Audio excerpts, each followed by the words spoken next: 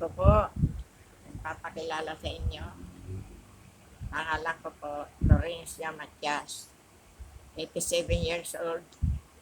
Nagmula po ako sa Bicol Region, Bulan, Sorsogon. Nakapunta po ako ng Malabon. Nakakilala ko po yung napangasawa ko, Conrado Matias. Yan din po edad niya, 87. Wala na po siya, nasa heaven na. Ako po ay nasama sa charismatic. Dati po ako dating leader ng charismatic. Nagpe-preach po ako sa gospel kung saan po ako dinadala ng coordinator namin sa sa Caloocan, sa Malabon, sa iba't ibang mga sangay ng charismatic. Bulacan, nakarating po ako sa Giginto. At kami po ay nananalangin doon. Naghihiling po kami dahil yun ang propose ng coordinator namin. Nagpapasting kami before we go to Bulacan. Ay may tao po na pag napatungan namin ang kamay, natutumba sila. Pero nung katagalan na po nasa charismatic ako, hinikayat po ako ng panganay ko na anak na una po na Bulacan. Na lumipat na po ako sa totoong Diyos. Nung una po, tatalo kami, pero nung bandang huli, nung ma-encounter ko na po si Dr. Rose at si Dr. Rene, hinikayat po ako nila na ma-born again. Nakaraka po, tinanggap ko po, maging born again ako. Pero nung nasa bahay na po ako, nag-iisip po ako kasi dalawa-dalawa po yung aking tinanggap. Nalilito po ako, kaya tinanong ko po si Lord, saan ba talaga ako? At tinanong ko po si Lord, ang sinagot po doon sa Biblia, Isaiah 41. Sinabi po niya, ako at tumawag sa iyo. Sabi niya, I, the Lord, called you in righteousness. Kasi Diyos-Diyosan yung ipaglilingkuran ko, kaya siguro, tinuwid ako ng Panginoon. So, nung ma-born again na po ako, pinag-aralan ko po kung paano ang totoo, yung totoo na ako napunta na Diyos. Yung para na in love na po ako kay Jesus. Lagi po ako sumasama sa mga lakaran, saan po kami nagpupunta ng magpe-pray. Marami po kami pinagpe-pray, pero kapag pipray ko po, ako ay fasting. Napunta po ako ng museo para ako magpakuha ng tugo. Mayroon po akong nagsasalita sa likod ko na wala naman tao, pero kilabot po ako. Sabi ng Panginoon sa akin, isulat mo yun. Nakita ko sa iyo ng mga vision.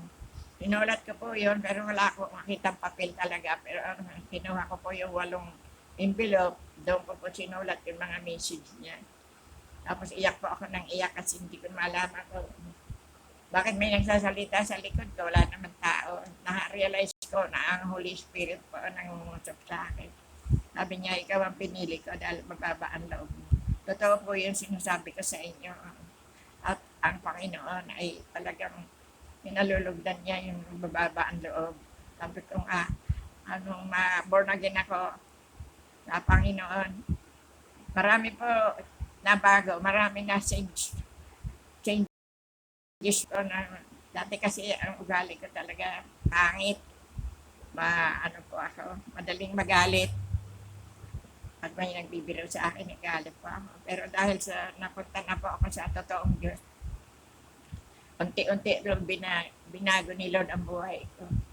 Na nagkakaroon na po ako ng self-control sa buhay ko dahil dati po dali ako magalit.